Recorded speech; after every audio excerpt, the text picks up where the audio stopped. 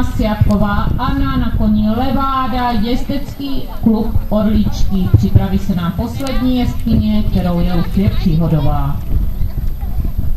Není to jedno?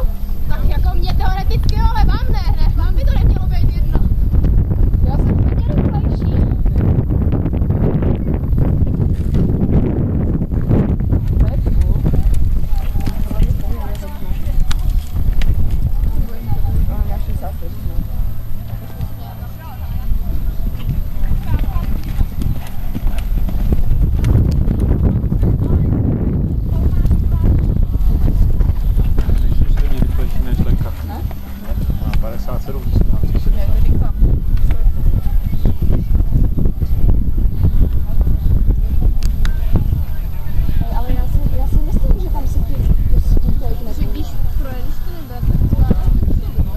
Tam musíš hodně zpomalit a ještě k tomu ti hrozí víc taky.